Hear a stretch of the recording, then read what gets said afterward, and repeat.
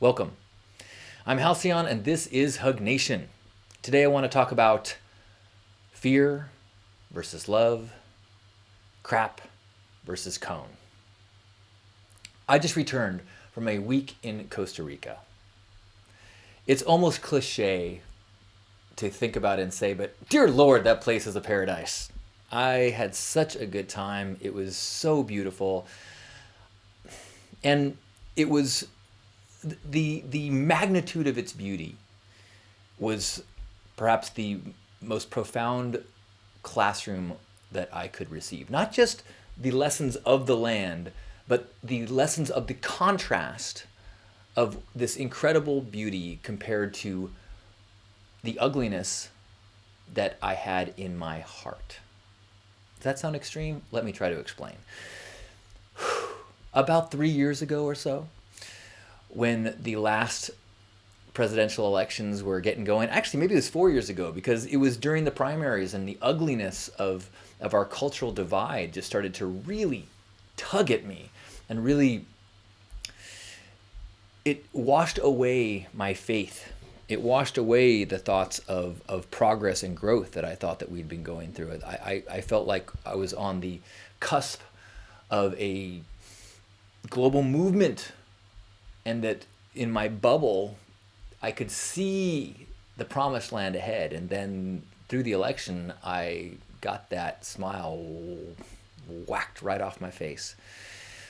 And I don't think I ever fully recovered. And in the years since then, I have been far more focused on pessimistic things, on the news of the day, on the frustrations of what's going on in that is being portrayed and fed to me by media, and spent far more time than I wish I had in realms of social media and other media that were reminding me of our divide, of negativity, of frustrations.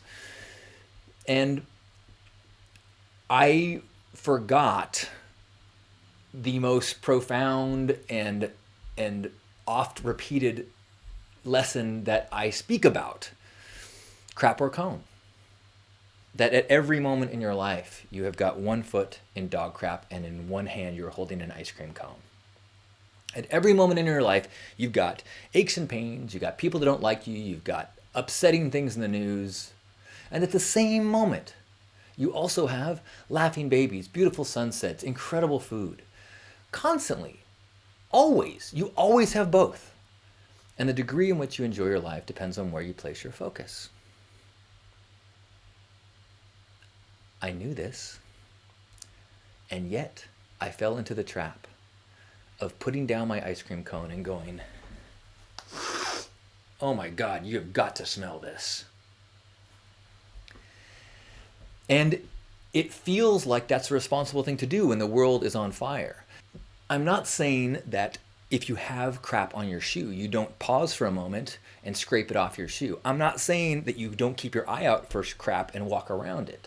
I'm just saying you don't set down the ice cream cone and make your life all about the crap. And at times recently, I have been doing that.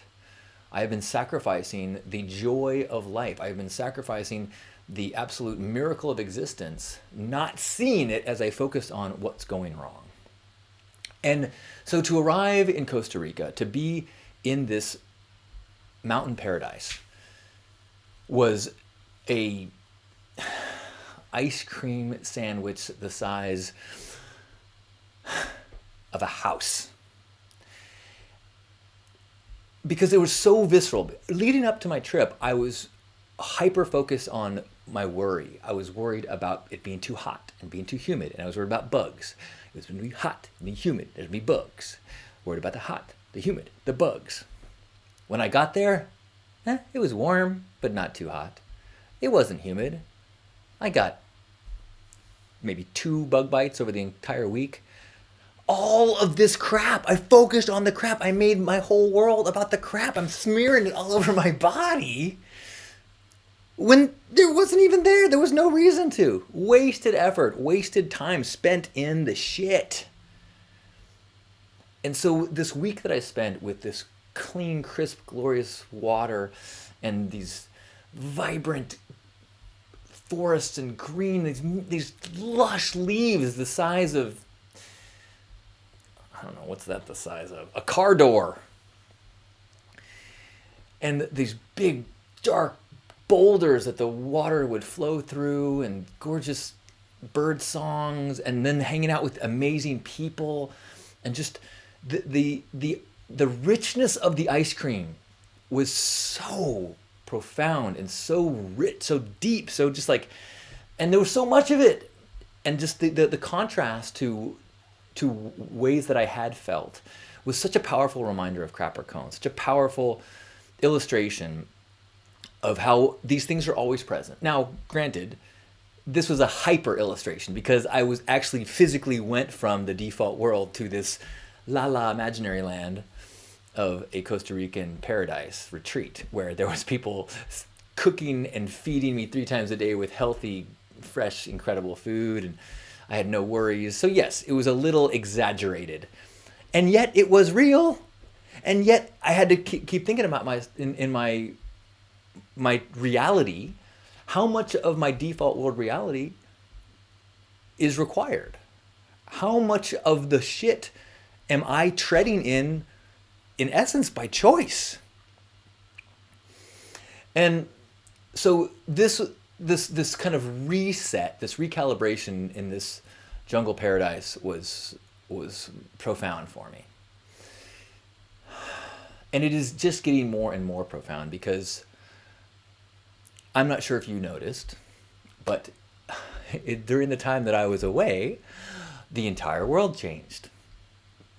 And now as I return to a world where the coronavirus has changed our socializing, our professional worlds, our economy, our human interactions, our everything, I am fighting my instincts and my tendencies to slide back into crap or cone, to crap. And one of the hugest reasons for doing so is by trying to stay informed and trying to follow along with social media and other media and keep up with the what's going on. And as I do that, I set down my ice cream cone and I start getting super focused on what's going on with this crap on my shoe. There is crap on my shoe. There's crap on all of our shoe. We live now in a world where there's dog crap all around. But we still live in a world where there's ice cream everywhere as well. And the practice is so important now to be aware of that balance, of dealing with the shit when we can and should, and then embracing the cone every other time. And so reframing our situations from, forced isolation to an opportunity of sabbatical, to recognizing now is the time to do a project. People have brought up examples of, during the bubonic plague is when Shakespeare wrote Macbeth, and I think Newton invented calculus. I don't know if that's true or not, but metaphorically, let's pretend it is. What is our masterpiece inside us? What can happen when we focus on our inner cone instead of the crap? How can we use our energy? How can we shift our mindset away from panic and fear towards love and creation? When I was first, before I left for Costa Rica and the dialogue around this virus was just getting going, there were people that were saying, hey, I am not going to acknowledge this crisis. I'm not going to let fear govern me. And I hope that we are beyond that, or most people are beyond that, and recognize that we cannot deny that the world has changed, and we cannot deny that we are in this scenario. We can still respond lovingly and actively. It doesn't To say, oh gosh, this is a reality. Now I need to isolate. Now I need to change my behaviors. Now I need to make sure I have food for the next week. That doesn't have to be a fear response. That is a responsible response. It is a responsible way to be a citizen of the world, responding collectively, communally to this threat. And you can do so lovingly, compassionately. I don't feel like I am in fear of getting any illness, but I do feel that I have a responsibility to be a global citizen and work collectively, as experts are advising me, to minimize the spread and minimize the suffering. That's a compassionate, loving reaction, not a fearful one. Like, I wash my hands before I hold a baby, not out of fear, out of compassion and love. And I think that we need to walk in the world from that place right now. I think a big shift for myself as well is trying to accept we have a new reality and a new now. And understanding it is not a good use of our 24/7 time. Occasionally checking in, waiting for specific experts to give us advice, and then following that advice, and then within the confines of the behaviors that we've been given, then embracing our inner truth, embracing our best selves. How can we be our best selves within this new container? Art is created within boundaries. We now have boundaries of our life, and we need to create our life as art within these new boundaries. But who we are has not changed. The things that make us happy, that give us peace, are the same. When we close our eyes, the values, the passions, the traits about who we are that make us feel pride and alive and in alignment, that stays the same. We just have a different canvas on which to express that in. That is how we act in love as opposed to fear. That is how we maintain our pursuit of a life of purpose. We are in a grand game of Iron Chef, and we have to prepare dishes in the form of our life. And the secret ingredient right now is pandemic. How will we live and love and create while integrating the secret ingredient? That is our challenge. That is our joyful opportunity if we can keep our focus on the cone.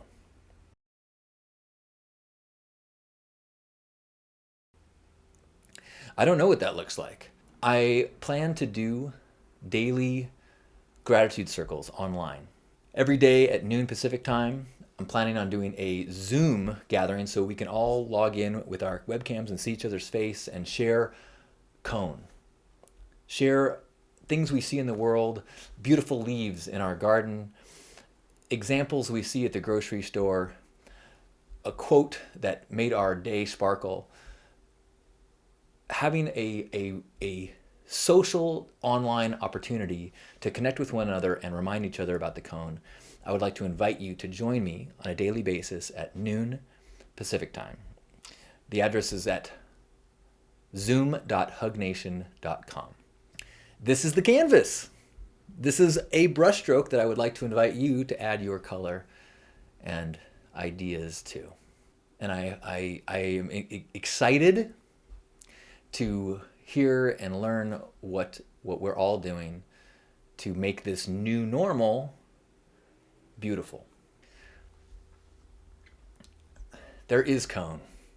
There is ice cream all around.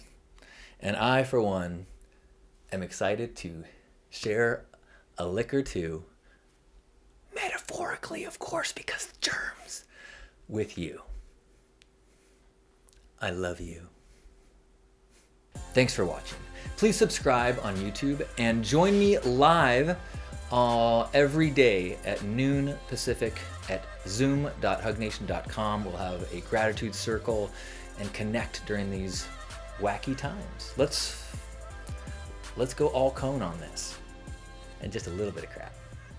I love you.